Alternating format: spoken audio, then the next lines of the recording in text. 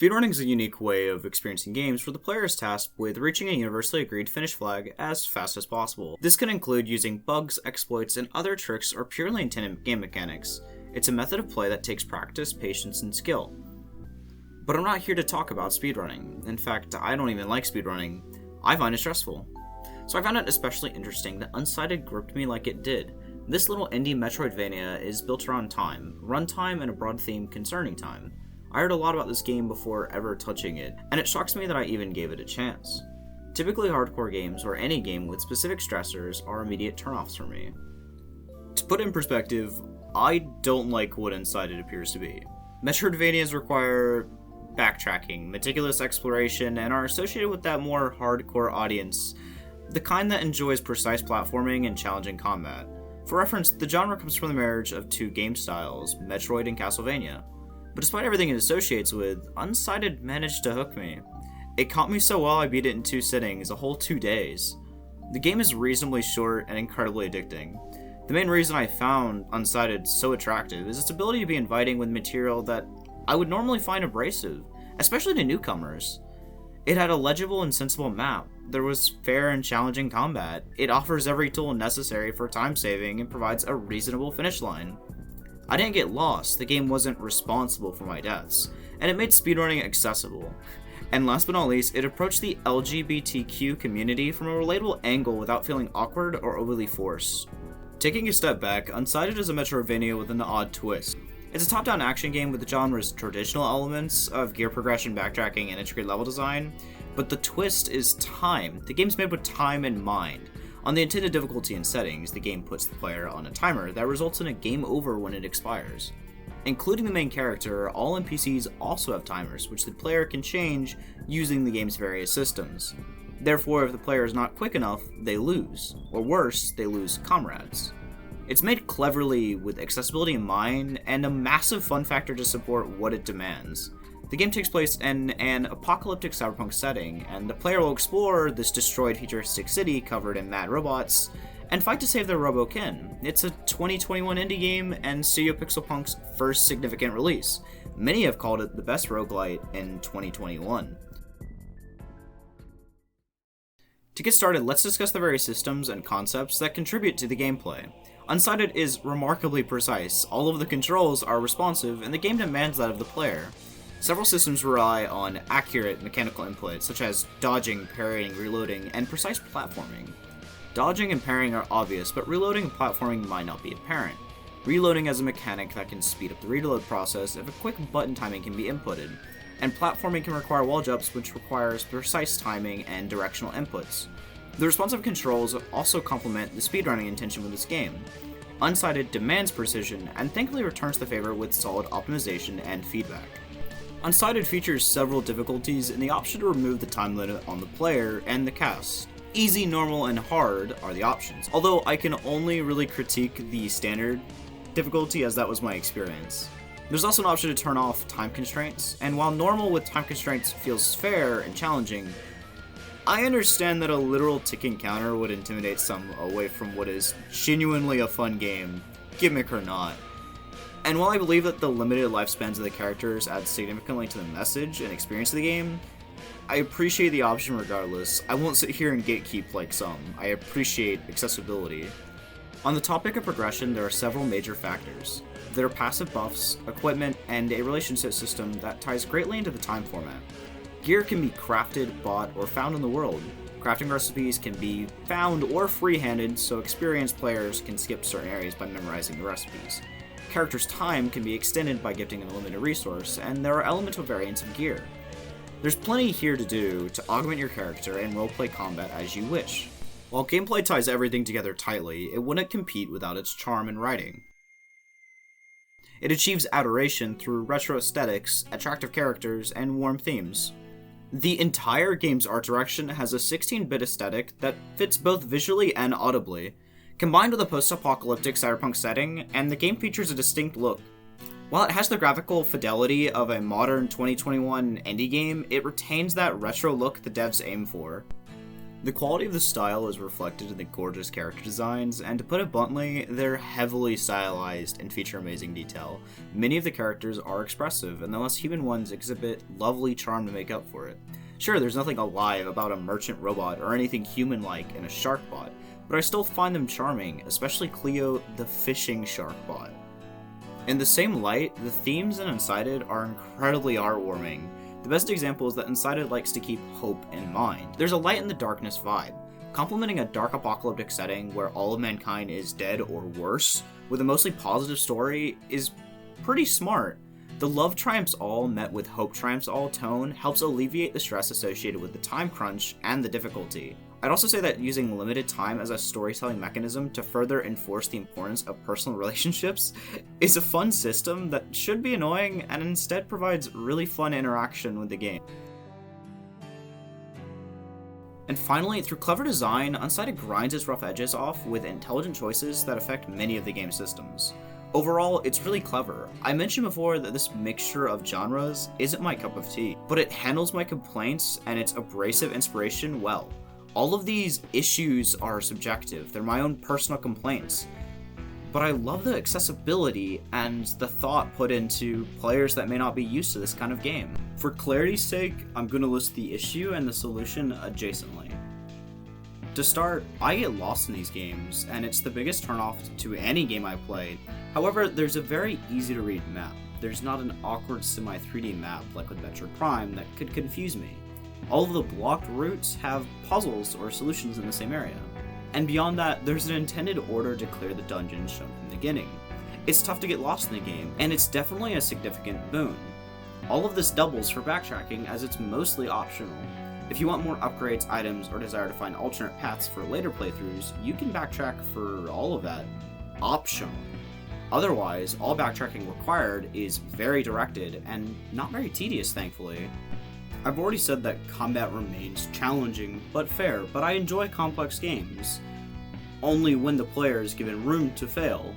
Overtly difficult or unfair feeling bosses make it very easy to put these games down. All of the bosses have tells, the player has various options, and the enemies don't require insane reflexes to beat. It's difficult, but never unfair. Death is always the player's fault, not the game, and that's what I look for in these kind of games. And I've spoken on the controls. Precise and accurate controls allow for the tricky platforming which is required without frustration. Pixel-perfect jumps on old hardware is infuriating, and thankfully this game is a good old 2021, so we don't have to worry. Now those were the most apparent issues I could identify, and there are intended solutions from the developers for each. Even the unique issues of Unsighted are addressed because the time limit system is entirely optional. Again, the game is best with it, but the accessibility of this game cannot be stressed enough. Beyond just clever solutions, they also include ideas that overall improve their game, not necessarily genre issues. For example, the non-linear elements of Unsighted add a lot to it. While there's a recommended path, there's no one intended path. The dungeons can be completed in various orders due to alternate entrances. Progression tied to the mobility gear allow for a unique dungeon order. The alternate routes require a different set of equipment, and some dungeons can be started first in place of the recommended starting dungeon. This allows for replayability, speedrun optimization, and generally more flair freedom, which I'll always appreciate. Progression in these games is commonplace, but the most interesting progression concepts implemented have to be the meteor dust or gifts. Meteor dust is a limited and hidden resource used for upgrades and gifts. This item is hidden in visual puzzles, beyond optional platforming puzzles, and generally hard to reach or find areas. It's also used to progress character relationship levels and extend side characters' time before they become unsighted. After several gifts, the character will offer a unique perk or bonus. For example, your fairy companion at a max relationship can help you in combat, the shopkeeper can give you discounts, and so on. It's a brilliant way to add narrative and gameplay cohesion.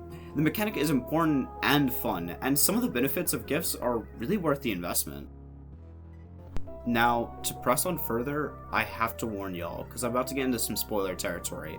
So if you want to avoid spoilers, skip to this time to avoid any major gameplay or narrative spoilers. Unsighted doesn't have a revolutionary story, however, I still enjoyed it. While it can be generic or put to the side at times, overall, it was well done. To summarize the plot, humanity advanced rapidly to the point of achieving a cybernetic age. robots were integrated into society as tools and labor, and a power resource was discovered that had two consequential effects. One was that it gifted robots consciousness, and the other is that scientists believed that they could use the giant crystal to cure human mortality and make their race live forever. These two substantial benefits are opposites because each group needs the resources, but all of the robots will lose consciousness if the humans harvest it. The process of losing sentience is called going unsighted. So there's a civil war over the resources, and our two main characters, at least of the robot side, are created by a doctor named, excuse me if I mispronounce this, Zephyria? Dr. Z. These two are Alma and Raquel, and throughout the game the player will witness flashbacks to the war as you progress. So the game starts with the main character waking up from a test tube, all of their memories gone. And Alma will escape that area after being chased by an organic biomass monster. When she escapes the lab, she's greeted with a horrid view. The giant crystal is encased in a harvesting shell. All of the robots have been cut off from their source of sentience, and it's only a matter of time before they all go unsighted. So that's the context of the story. It's a resources war, only the stakes are polar.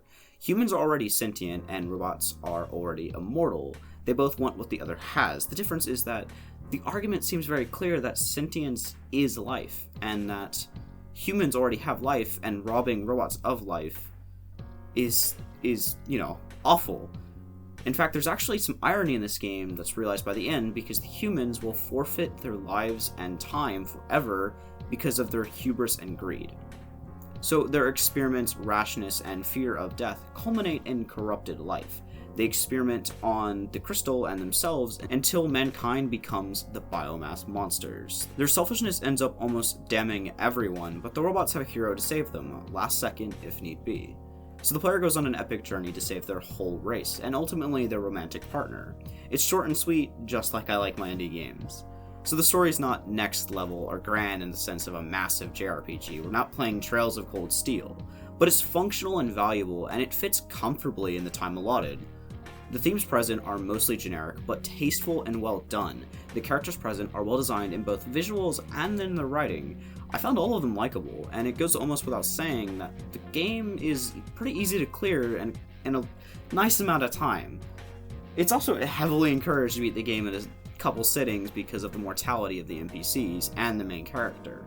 So the overarching themes, or the ones that I noticed the most, are as follows. Time, obviously, is the concept of limited time and time spent wisely. The mortality of robots can be conquered throughout the game. There's a message about not denying time from others, specifically where an NPC can steal others' time to extend the players. However, you can steal that NPC's time to trigger a scene where Alma will challenge them, claiming no one's time should be stolen. This is followed by a boss fight, and so on. There's a great message here about offering time to those who need it, or those you're afraid to lose. If you dish out time too soon, you may not have enough for another character, or worse, yourself. Gifting time is an excellent measure of the player's affection for characters, and makes time personal and stressful, in what I'd argue is a good way. Outside of that event, it's easy to say that the entire game and its limited runtime are constantly conscious of time and on theme.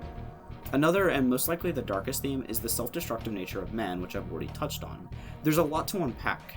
Their disregard for robotic life, the rash and dangerous experiments they commit, their inevitable hubris and greed which led to their demise. The monsters they become or are killed by are beings of pure destruction and consumption. Whether you read into its environmentalism awareness or mankind's vices made manifest, it's very well done and impactful. Another one of the big themes is love. There's a lot of love in this game. It's really gushy, actually. And while romantic love is touched on, it's not the focus entirely. Several characters surround an idea about family and friends, and overall the game talks about love as a method of motivation. The player is asked to love the characters, who are indeed lovable, and to motivate themselves to save them. At least, that was my experience and my belief. Beyond love, however, is a more resounding theme of acceptance. The humans put the machines on a timer because of their greed and their disregard for the automatons. So they refused to coexist. They wanted to further themselves rather than value what they had and what the robots had gained. The theme of acceptance bleeds into the game by creating a representation. There's a diverse representation in the game among its cast. One, The romance is inclusive because of its actors. The leading romance duo is homosexual, or robosexual. I don't know if their genders actually exist, but even though the robots lack genders, the characters still claim a sexual preference that appears homosexual in context. This is obviously intentional. 2. The cast features characters of all skin tones and features. While robots may appear feminine or masculine, they can have complementary or opposite personality traits. For example, Vanna, while female, has many masculine qualities. Furthermore, the game featured a cast of many colors to promote racial inclusion. While some differ from traditional skin tones and aim for a neutral robotic metallic gray, others feature tones associated with Africans, Hispanics, Asians, Caucasians, and so on. But I want to clarify something. I usually don't like this approach to acceptance, and what I mean by that is that the developers I usually encounter with this issue tackle it in a very tactless way. And Unsighted surprised me because it felt relatable. As an outsider of the LGBTQ community, it isn't always easy to relate to messages about them. However, Unsighted made its message incredibly accessible for me. To see Unsighted be approachable, relatable, and not heavy-handed, it isn't just refreshing, it's exciting to interact with. I found it incredibly tasteful. Unsighted was enjoyable and made this diverse cast relatable to me. They even acknowledge that not all humans are evil, and I appreciate that they don't alienate or absolutely vilify all humans. My point is that they did modern-day social justice acceptance as a theme and did it extraordinarily well for an indie game. Unsighted, at the end of the day, is an incredibly tight game with a strong message of acceptance, most likely in response to recent developments in the 21st century. It nails the fun factor, it looks and sounds excellent, and stuck with me because of its message. The niche or gimmick of time and speedrunning was an exciting hook, but I was much more gripped by the game's ability to approach mechanics and ideas I found stressful or handle discussion I struggled to relate with within an attractive and accessible manner. Unsighted should have been abrasive, but instead it was awesome.